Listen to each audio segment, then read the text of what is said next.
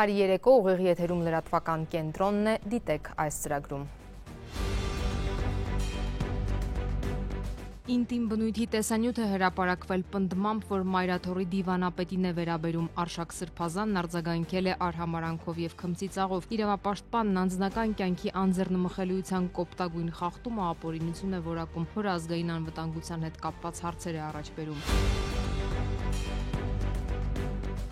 Նոր մեղադրանք է առաջադրվել Գյումրիի կալանավորված քաղաքապետ Վարդան Ղուկասյանին իշխանությունը զավթելուն, տարածքային ամբողջականությունը խախտելուն կամ սահմանադրական կարգը բռնի տապալելուն ուղղված հրապարակային կոչի հոդվածով։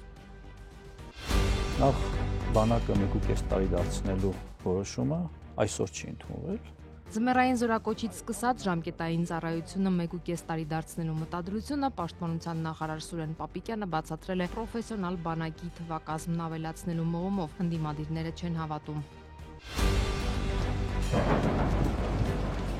Շարունակվող ռազմական գործողությունների պայմաններում Ռուսաստանի նախագահի բանագնացը հայտարարել է Մոսկվան, Կիևը եւ Վաշինգտոնը մոտ են դիվանագիտական լուծմանը։ Հագցնում են աղբը այ էստեղ, ծառերի արանքում։ 4 տարի եւ ավելի քան 1400 պարկ աղբ։ Միայնակ սկսած նախաձեռնությանը հիմա արդեն միացողներ եւ աջակցողներ կան։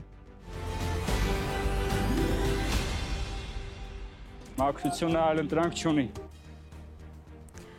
Եկեղեցու բարձրաստիճան հոգևորականներին քննադատած եւ կարգալույծ արված Տեր Արամի սպասվող պատարագի նախօրեին, որին մասնակցելու մասին հայտնել է նաեւ վարչապետ Նիկոլ Փաշինյանը, հերթական սկանդալն է պայթել գաղտնի նկարահանված խիստ ինտիմ բնույթի մի տեսանյութի արտահոսքից հետո։ Դրա կենտրոնում եւս մեկ բարձրաստիճան հոգևորական է, ում վարչապետ Փաշինյանը հիշատակել է իր ելույթներում։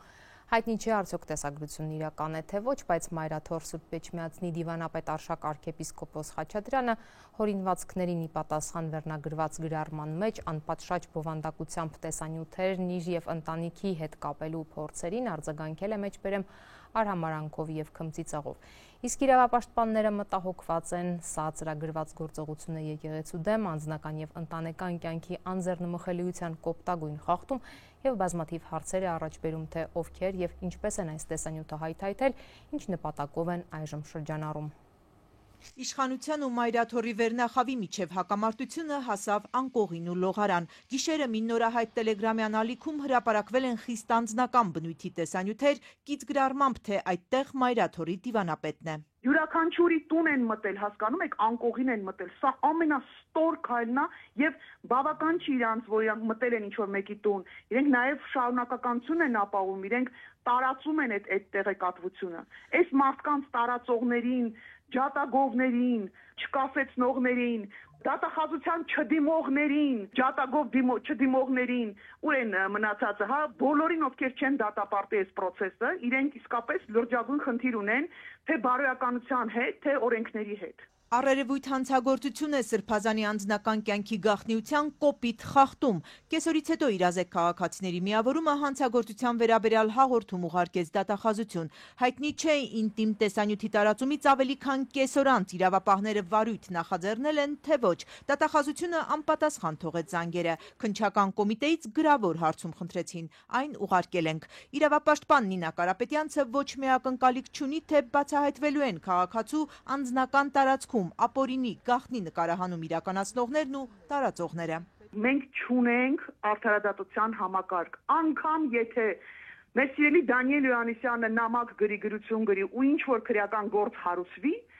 ես համոզված եմ ավելի քան, ինչպես նախկին դեպքերում, դա որևէ արդյունքի չի հասնելու։ Տեսանյութերին զուգահեռ իշխանական լրատվամիջոցները տեղեկատվություն էին տարածում, թե Արշակ արքեպիսկոպոս Խաչատրյանը կաթողիկոսից հրաժարական է պահանջել, պատճառաբանելով, թե լավ է ինքնակամ հեռանա, քանի դեռ հոգևոր վերնախավից մյուսների ուխտազանցության մասին չեն բարձրաձայնում։ Սոցցանցային հարթակում ակտիվ իշխանականների եզրահանգումն այն է, թե այդ տեսանյութերի աղբյուրը հենց Մայրաթորն է։ Քաղաքացիական պայմանագիր կուսակցության վարչության փոխնախագահ Վահագն Ալեքսանյանը նույնն է ակնարկում։ Կներեք, պարոնայք, բայց զզվեցրիք, ձեր սեռական կյանքն ու դրանից բխող կոմպրոմատները, դրանցով իրար դեմ պատերազմները վերցրեք ու հեռացեք եկեղեցուց։ Կրակը չենք ընկել, ամոթ է։ Շահագրգիռ անձանց հրապարակավ հողում եմ իմ արհամարանքն ու քմծիծաղը։ Տեղի ունեցածին այսպես է արձագանքել Մայրաթորի դիվանապետ Արշակ arczepiskopոսը։ Տեղեկացա, որ համացանցով տարածվում են անպատշաճ բովանդակությամբ ինչ-որ տեսանյութեր, դրանք փորձելով կապել իմ եւ ընտանիքիս հետ։ Դրան զուգահեռ էլ իրեն լրատվամիջոց համարող մի զրպարտչամիջոց երկնել է իբրև թե ամենայն հայոց կաթողիկոսին հրաժարական ներկայացնելու պահանջ եմ ներկայացրել։ Իշխող ուժի տխրահռչակ ղեկավարի օգտագործած բառապաշարի ու նախասիրությունների համատեքստում շատ բնական եմ համարում, որ իրեն սպասարկող լրատվամիջոցները այլ ընտրություն չունեն, քան տարածելու երկրի հակառակ կողմը վերնագրված պղծապատումին չզիջող այլասեռություններ ու զրպարտություններ։ Լուրջ դեմքով չեմ կարող լծվել հորինվածքների ու զրպարտությունների հերքմանը, գրում է Արշակ arczepiskopոսը, վստահ, որ այս ամենը վարչապետի իր բառերով հակաօրինական ուղղորդումն է։ Եկեղեցին տկարացնելու, եկեղեցականներին վարկաբեկելու, հանրությանը պառակտելու, մարդկանց ահաբեկելու իշխանության հայտնի գործելավոճը համոզված եմ որևէ արդյունք չի ունենալու։ Խնայեք ձեր էներգիան, պարոնայք եւ տիկնայք, այն ձեզ պետք է լինելու պատասխանատվության ժամին, երբ ամբողջապես կբացահայտվեն ձեր երեսների հակառակ կողմերը։ Նիկոլ Փաշինյանն անձամբ էր անոնսել այն, ինչ այժմ հրապարակվել է, հիշեցնում է իրավապաշտպան Կարապետյանցը։ Ամիսներ առաջ վարչապետը իր գրառումների մեջ սրբազանների անուն էր տալի եւ ինչ որ բարեկամական կապ ունեցող կնոջ հետ ինչ որ գրառումներ էր կատարում եւ սրան հետեւում են հրապարակումները, ակնհայտ է, չէ՞, բա հո չէր մտածածին ինչ որ բան հորինել վարչապետը։ Պարզա որ սա բավականին երկար process է եղել, որ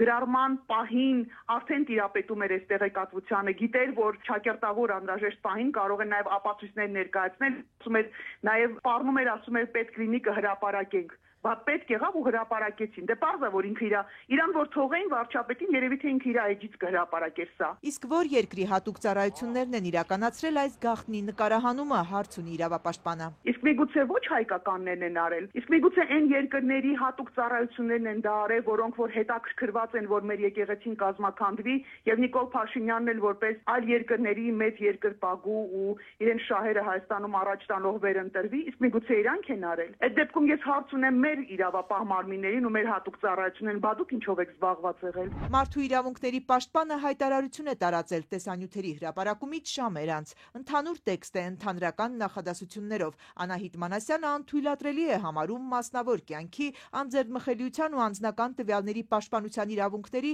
համատարած խախտումները ու դրանք կանխարգելելու ուղղությամբ բավարար քայլերի բացակայությունը։ Մեջբերում Պաշտպանը պահանջում է իրավասու պետական մարմիններից պատշաճ քննության կդարձնել մասնավոր կյանքի անձեռնմխելիության եւ անձնական տվյալների պաշտպանության իրավունքների խախտման դեպքերը։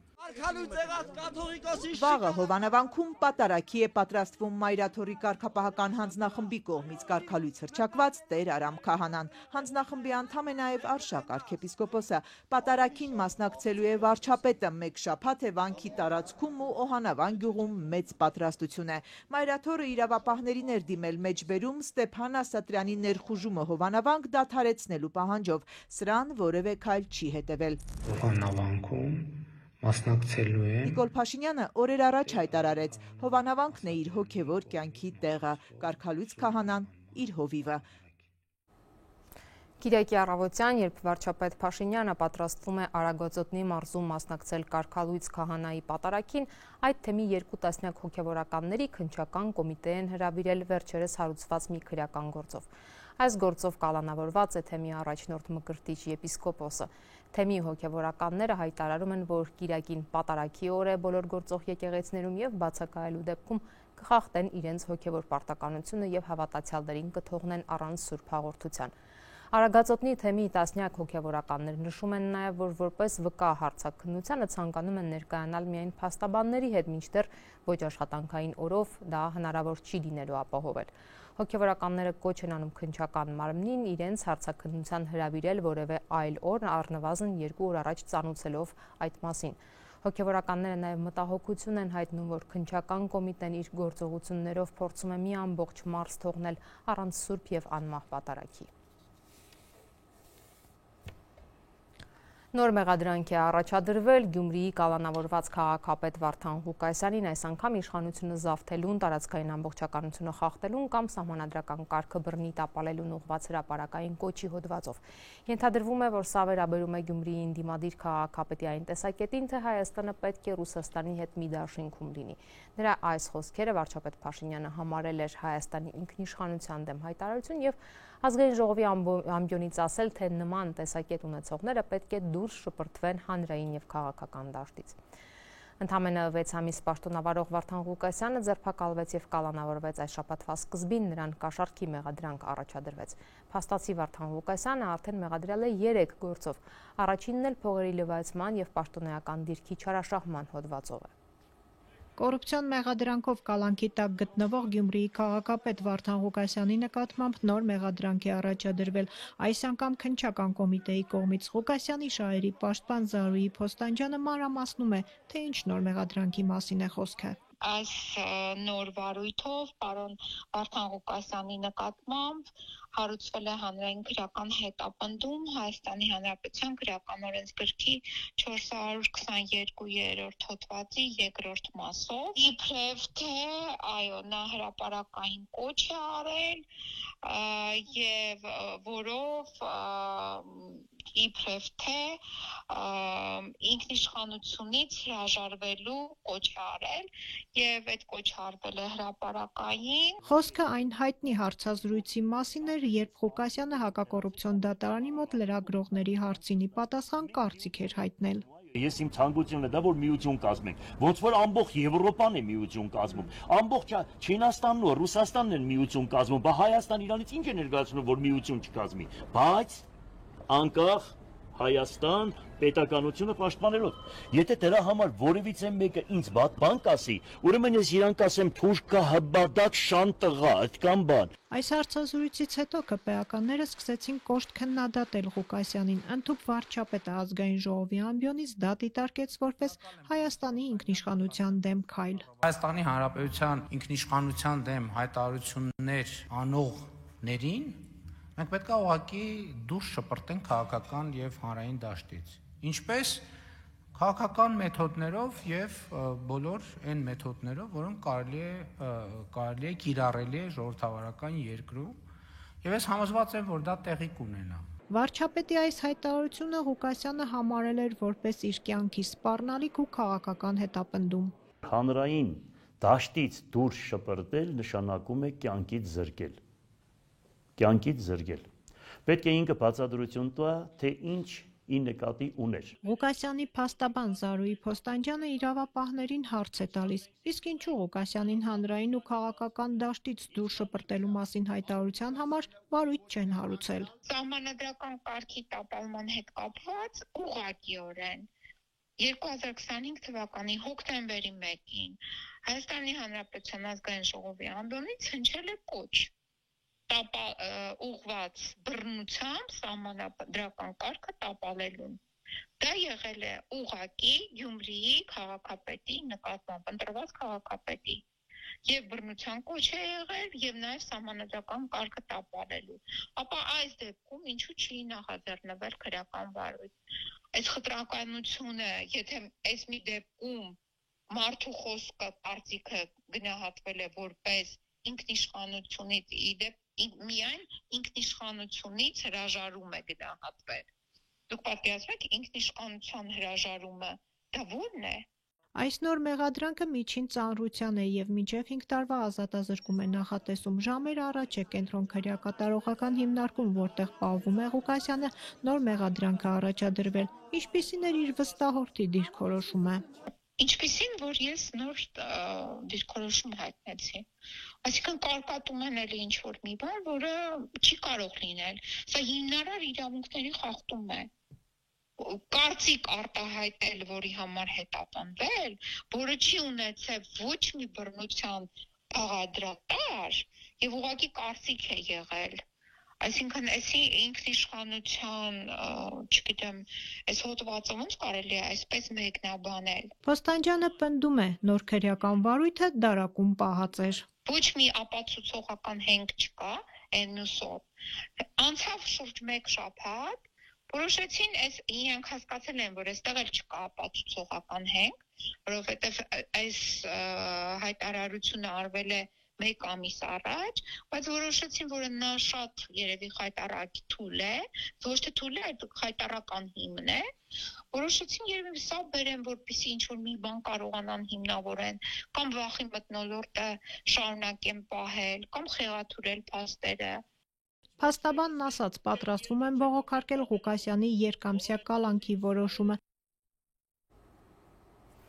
Ձմեռային զորակոչից սկսած ժամկետային ծառայությունը 1.5 տարի դարձնելու մտադրությունը Պաշտպանության նախարար Սուրեն Պապիկյանը բացատրել է պրոֆեսիոնալ բանակի թվակազմը ավելացնելու ուղղությամբ,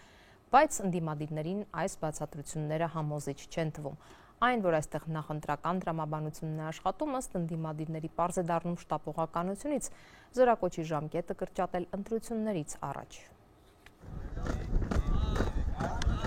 Զինվորական ծառայության ժամկետը կես տարով կրճատելու կառավարության որոշումը դարձել է իշխանություն ընդդիմություն հերթական բանավեճի առիթ։ Իշխող ուժից պնդում են, թե փոփոխության նպատակը պրոֆեսիոնալ ծառայողների թիվը մեծացնելն ու բանակն ավելի գրավիչ դարձնելն է։ Հանրայինի եթերում 3 պաշտպանության նախարար Սուրեն Պապիկյանը հայտարարել է, թե ծառայության ժամկետի կրճատումը դրական ազդեցություն է ունենալու բանակի վրա։ Հերքել, թե այս քայլը իշխանության նախընտրական քարոզչության մաս է։ Բանակը 1.5 տարի դարձնելու որոշումը այսօր չի ընդունվել։ Ձեր նախընտրական ծրագրում։ Այո, դա մեր նախընտրական ծրագրում է առկա,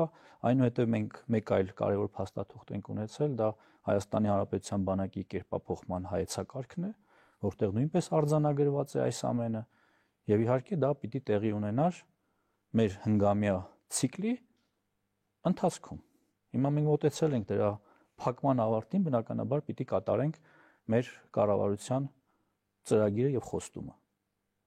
Ու դա վերածել այսօր նախընտրական քարոզարշավի,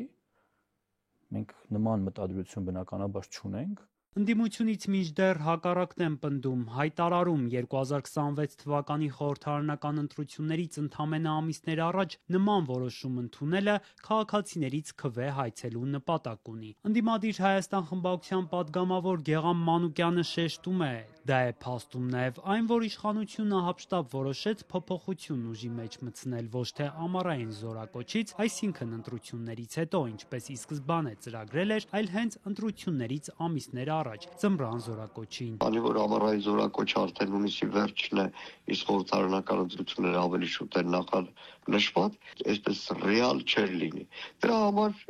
իրենք նախընտրեցին հունվարից, որպեսզի մինչև խորհրդարանական ընտրությունները արդեն առնվազն մի զորակոչված սերունդի հարազատներ, ծնողներ, ընտանիքներ տեսնեն իրենց աչքով իրենց զավակը ծառայելու է 1.5 տարի, բայց նաև ամենաահավորը այսպես ասեմ, երկրի անվտանգության համար պատասխանատու իշխանությունը չի գնա նման արկածախնդրության, եթե պատկերացնի, որ վաղն է ինքը այդ ամենի պատասխանատուն։ Ընդդիմադիր падգամավորը պնդում է, թե իշխանությունն առանց լուրջ ուսումնասիրության է նման փոփոխության գնում։ Մանուկյանն այս եզրահանգմանն է եկել նախարարի հանրային ելույթներից։ Պետք է արձանագրել, որ զինված ուժերը, որպես իր կառուցվածքով եւ ռեսուրսներով Հայաստանի Հանրապետության ամենամեծաթիվ ոլորտներից մեկն են եւ այստեղ ցանկացած արմատական փոփոխություն ենթադրում է լայնածավալ ուսումնասիրություններ, եղած իրավիճակի ախտաճանաչում, ապագայի ակնկալիքներ, որը ամբողջական վերլուծության ուսումնասիրության վրա է եւ այդ առումով որևէ կերպ վստահելի չի Պաշտպանության նախարարության դիրքորոշումը կտկտուր ձևակերպումներով, որի օրինակներից մեկը 3 հանրայինում Պաշտպանության նախարարի հարցազրույցն է։ Ըստ Գեղամ Մանուկյանի ծառայության ժամկետը կես տարով կրճատելու հետևանքով զինծառայողների թվաքանակն է նվազելու, փոխարենը վարժական հավաքներն են ինտենսիվանալու, իսկ ժամկետայինները մարտական հերթափոխության ավելի հաճախ են լինելու։ Առաջիկայում 3 զորակոչ հետո ունենալու ենք էական նվազում եւ առաջիկայում 25-օրյա վարժական հավաքների մասնակիցների թիվը շատ ավելի մեծանալու է եւ նաեւ դառը իրողություն։ Հունվարին, եթե օրենքը մտնի ուժի մեջ 1.5 տարով բանակ ճանապարհող զավակների, երիտասարդների ծնողները պետք է քաջ գիտակցեն, որ իրենց զավակները մարտական հերթապահությունում մնալու են շատ ավելի շատ, քան հիմա են մնում, որովհետեւ պետք է այդ բացը լրացվի ի վերջո։ Տեսեք, շատ են հնչում նման թեզեր, որ բանակը կրճատում են։ Իհարկե ես կուզենամ հարց հնչեցնել, ինչ է ասել է բանակը կրճատում են։ Պաշտպանության նախարարը հանրայինի եթերում 3 փաստացի հերքում էր, թե բանակի թվակազմը կկրճատվի։ Պապիկյանը հիմնավորում է, որ պաշտպան հայրենիաց ծրագրով միայն 2 տարվա ընթացքում ժամկետային ավելի քան 4000 զինծառայողներ դարձել են պայմանագրային։ Նախաձեռնություն ունենք, որի արդյունքում նրանք կարող են պայմանագիրը դարձնել 7 եւ 10 տարով։ Այսինքն այս տղաների մի մասը իր պայմանագիրը փոխարինելու է 7 եւ 10 տարվա պայմանագրերով։ Եվ սա դառնալու է մեր պրոֆեսիոնալ բանակի էական մասերից մեկը։ Զորքի թվականակը չի հերիքում։ Նախարարի այս հայտարարությունից մի քանի շաբաթ առաջ, սակայն հենց նրա տեղակալն էր ազգային ժողովի ամբիոնից հայտարարել։ Բանակը համալրման խնդիր ունի ու նաև այդ պատճառով են ստիպված վարժական հավաքի մասնակիցներին ներգրավել մարտական հերթապահության։ Ինքը Պապիկյանը վարժական հավաքների անցկացումը հիմնավորում է պահեստազորայինների վերապատրաստման անհրաժեշտությամբ։ Որովհետև մենք ունենք դառը փորձ նույն 44-օրյա պատերազմից, երբ մարդիկ տարիներով վարժական հավաքներ չէին անցել, չէին տիրապետում պահեստազորի իրենց տարական խնդիրներին։ Այսինքն, երբ ժամանակը եկավ, որ նրանք պիտի որպես պահեստազոր զորակոչվեին բանակ եւ խնդիր կատարեին, նրանք չգիտեին իրենց առջև դրված խնդիրները, վայրը, իրենց հրամանատարներին եւ այլն։ Ռազմական կառույցի ղեկավարի այս հիմնավորումները սակայն չեն համոզել ընդդիմադիրներին։ Չնայած իշխանությունը հայտարարում է, որ ծառայության ժամկետի կրճատման օրինագիծն ուժի մեջ է մտնելու ձմեռային զորակոչից, օրինագիծը սակայն դեռ ազգային ժողով չի հասել։ Եթերում Ազատության լրատվական կենտրոնն է, մեր լուրերին կարող եք հետևել նաև Ազատության տելեգրամյան ալիքում, իսկ այս ծրագրի երկրորդ մասում առաջարկում ենք։ Շարունակվող ռազմական գործողությունների պայմաններում Ռուսաստանի նախագահի բանագնացը հայտարարել է Մոսկվան, Կիևը եւ Վաշինգտոնը մոտ են դիվանագիտական լուծմանը։ Հագցնում են աղբը այ էստեղ ծառերի արանքում 4 տարի եւ ավելի քան 1400 պարկ աղբ։ Միայնակ սկսած նախաձեռնությանը հիմա արդեն միացողներ եւ աջակցողներ կան։ Մակրությունը այլ ընտրանք չունի։ Հոկտեմբերի լույս 25-ի գիշերը Ռուսաստանը հարձակվել է Ուկրաինայի վրա, Ռոստովի եւ Կուրսկի մարզերից արձակելով մոտ 1 տասնյակ բալիստիկ հրթիռներ, ինչպես նաեւ 6 տասնյակից ավելի անօդաչու թռչող սարք հայտարարել է Ուկրաինայի ռազմաօդային ուժերը։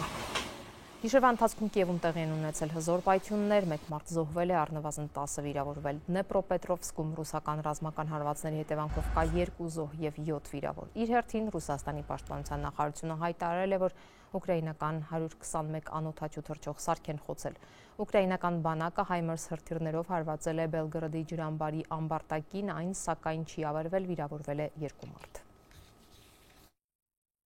Շարունակվող ռազմական գործողությունների պայմաններում Ռուսաստանի նախագահի բանագնաց Կիրիլ Դմիտրիևը CNN-ին տված հարցազրույցում պնդել է, որ Մոսկվան, Կիևը եւ Վաշինգտոնը մոտ են դիվանագիտական լուծմանը։ Ամերիկյան մի շարք լրատվամիջոցների փոխանցմամբ վաղը նախատեսված է նախագահ Դոնալդ Թրամփի բանագնաց Սթիվ Ուիտկոֆի եւ Պուտինի ներկայացուցչի հանդիպումը։ Երկու բանագնացների հանդիպումը տեղի կունենա Ռուսաստանի նավթային 2 խոշոր ընկերությունների նկատմամբ նոր պատժամիջոցներ սահմանելու Սպիտակ տան որոշումից հետո։ I think the real issue is just how to continue dialogue, how to have a peaceful resolution. Ես կարծում եմ, որ իրական խնդիրն այն է, թե ինչպես շարունակել երկխոսությունը, ինչպես գտնել ճգնաժամի խաղաղ լուծում, առաջարկելով իրատեսական լուծումներ, այլ ոչ թե անիրատեսական։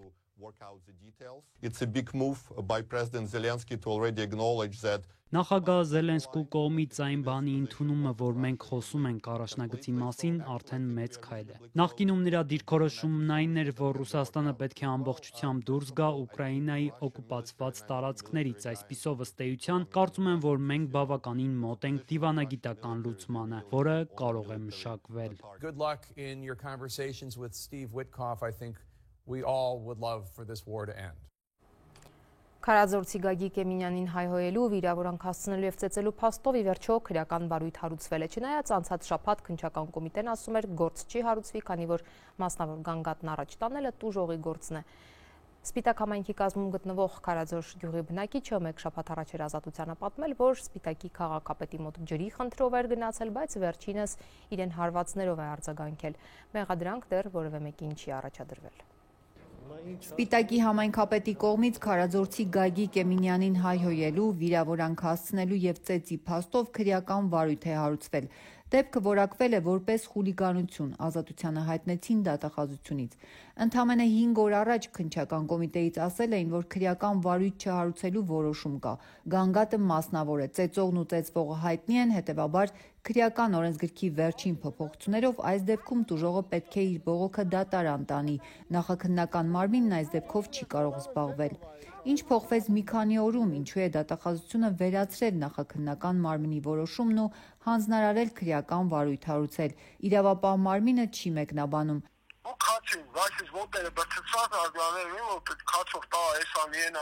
Սպիտակ համայնքի կազմում գտնվող Քարաձոր գյուղի բնակիչ 35-ամյա Գագիկ Էմինյանը մեկ շաբաթ առաջ Ազատությանը պատմել էր, որ Սպիտակի քաղաքապետարան էր գնացել իր ջրի խնդրով, բայց այնտեղ համայնքի ղեկավար Քաջայր Նիկողոսյանն իրեն հայհոյանքով, վիրավորանքով ու հարվածներով էր պատասխանել։ Ես ընդամենը հելել եմ նարդիվանների վրին, անորս Արմանին ասել եմ թող արի, ես մի ամսուկ ես ես բողոքում եմ, ոչ մեկ ոչ մի բան չի դնեն։ Դի հավա ես խոսեմ, արի եկուս կգնանք մարզպետարան։ Այդ բառից հետո հենց Պրամոյի քաղաքապետը ինչ դեռ եկած են այլանդակ բառերով, սեռական բառերով, ինչ լկտի բառ ասես ինձ ասելա ու չպլուս դրանք հացով է որ օպերը բրծած աչուձախ բրուսքները որ պդի տար մարդիկ չթողեցին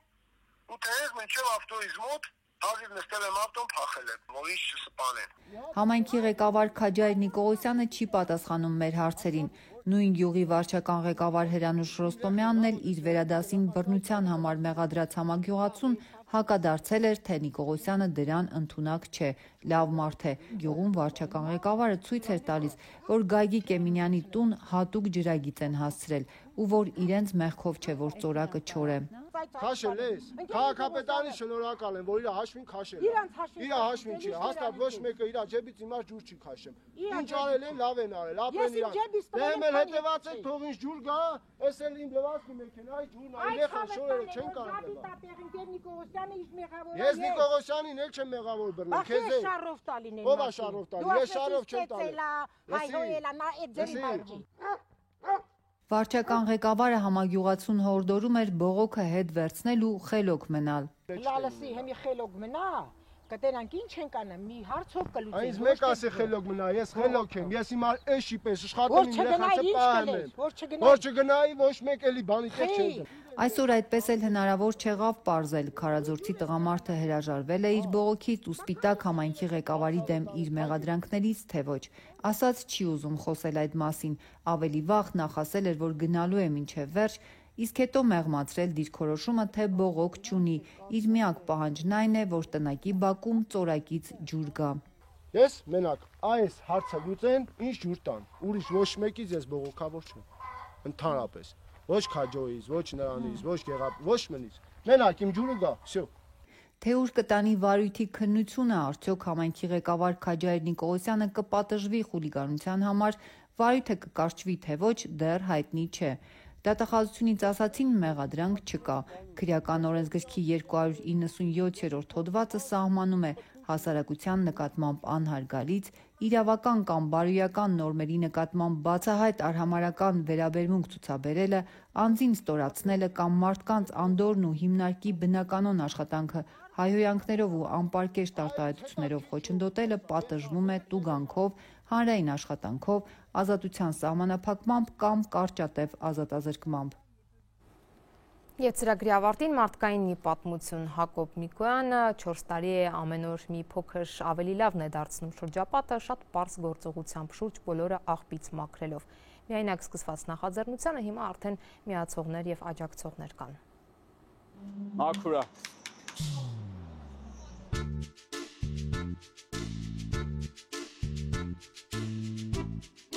Աշխարհի տարբեր ծայրերից ամեն տարի նվերներ եմ ստանում աղբի տեսքով։ 4 տարի շարունակ Հակոբ Միկոյանը Երևանն ու մարզերը մաքրում է աղբից։ 44-օրյա պատերազմից հետո է որոշել հոբին դարձնել ամենօրյա գործ։ Հորդորում ու խնդրում է բոլորին, որ շուրջը մաքրեն աղբից կամ ուղակի չախտոտեն։ Իսկ ծննդյան օրը որպես նվեր տոպրակներով աղբ է ստանում, որովհետև ինքն է խնդրում։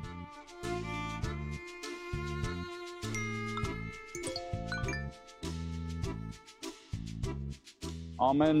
տարի ծննդյանս օրվա արդիվ իմ ընկերներից բոլորից խնդրում եմ, իմ հետևորդներից խնդրում եմ, որ եթե ուզում են ինձ մի նվեր անեն, աշխարհի ցանկացած կետից մեկ տոպրակ աղբ հավաքեն եւ նկարեն գցեն սոցիալական ցանցերում, նվիրելով այդ աղբը իմ ծննդյան օրվան։ Որպես արում է շատ զիբիլկա էլի։ Լավ էլ հավաքեցի, համար 2 տոպրակ։ Շնորհավոր ծննդդ, լիքը լավ բաներ եմ ցանկանում։ Մաքրապատում, այսպես է նկարագրում այն, ինչ անում է։ Facebook-յան իր էջում հրապարակելով տեսանյութերը գրում է նաև օրերը։ Հիմա արդեն մոտենում է 1460-րդ օրվան։ Զինվորական կապի գծով ռադիոինժեներ է Հակոբը։ Հիմնական աշխատանք ունի, դա էլ է կապված մաքրության հետ։ Աշխատանքից առաջ ու հետո նաև շուրջն է մաքրում աղբից, հաճախ նաև ընթացքում, եթե ժամանակը թույլ է տալիս։ Այս աղբը ոչ միայն հողի նկատմամբ արհամարանք է, նաև միմյանց նկատմամբ արհամարանք է եւ այս աղբը առաջի հերթին իմ մեջից պետք է վերացնեմ։ Սա համեմատում եմ մարդկանց մտքի աղբի հետ, մեր բոլորի, ոչ մեկին չեմ ուզում առանձնացնեմ։ Այսպես ասած, ոչ մեկը սուրբ չենք։ Բոլորս ունենք մեր թերությունները։ Ամեն մեկս մեր համար պետք է պատասխան տանք։ Վերցրեք ձեր գցածը ու հասցրեք աղբամանը։ Լավ։ Պարբերաբար մոտենում է մարդկանց ու խնդրում այդ պահին նետած աղբը հավաքել։ Ասում է հաճախ սրտերին մոտ են ընդունում, վիճում, բայց հիմնականում խնդրանքը կատարում են։ Հիմա պատկերացրու մի դրվագ, ես եմ ծխում, քեզ ասում եմ, քեզ շատ սիրում եմ, ու հաջորդ քայլին ծխախոտի մնացորդը շպրտում եմ վրեդ։ Այդ դու ես, այս հողը դու ես, մեր մարմինը վերջում դառնալու է հող։ Սթափվեց մարդը, հասկացավ իր սխալը, մերայություն խնդրեց, ասեց ճիշտ ես ասում, ու վստահ եմ ինքը այլևս չի գցելու։ Հակոբի մանկահասակ դուստրն էլ արդեն գիտի, աղբը պետք է աղբաման ունետել, ոչ թե այնտեղ, որտեղ պատահի։ Մարդիկ աղբը նետում են այնտեղ, որտեղ մտքի ծայրով անգամ չեր անցնի։ Ասում է Հակոբը, որի հետ նկարահանումը սկսեցինք վաղ առավոտյան քաղաքի կենտրոնական հատվածներից, շատ աղտոտված էր։ Այ քեզ բան, անգամ Զվել է շատ լինում։ Այս մարդիկ մտածում են, որ երևի իրանք ավելի մաքրասեր են, մի քիչ ավելի սենց հողին չեն գցում։ Հնարամիտները թաքցնում են աղբը այ այստեղ, ծառերի արանքում։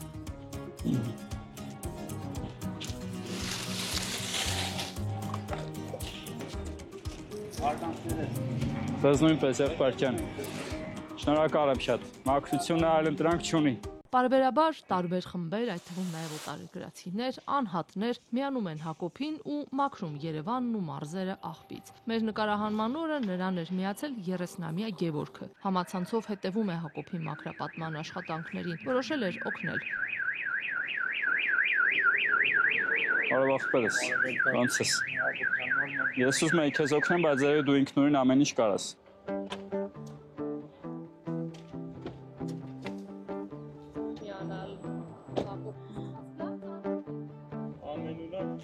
Կարծում է հողի համար կռիվ տվողն այն չի աղտոտի, իսկ թե ինչ է հողի համար կռիվ տալը ինքը լավ գիտի։ Արցախի հարավային զորամասերում եմ ծառայել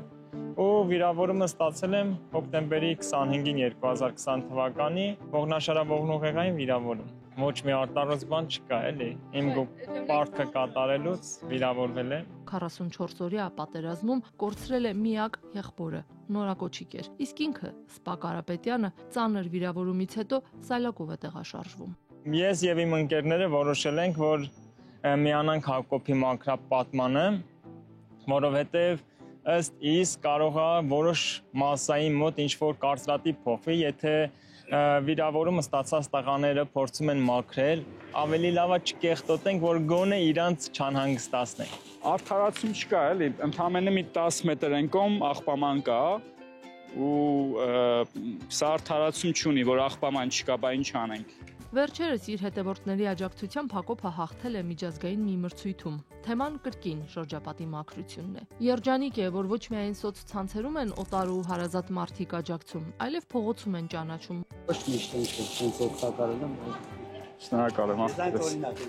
ապրես աղբերս։ Այս տարիներին արդեն 1454 պարկ աղբ է հավաքել։ Երևանի կենտրոնում մեր նկարահանումը տևեց 45 րոպե։ Հավաքեցինք 2 մեծ պարկ աղբ ամենաանհավանական տեղերից։